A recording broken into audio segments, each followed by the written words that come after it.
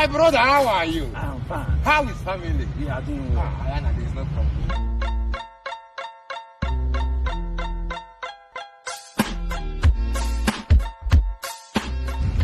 Isaac! Hey!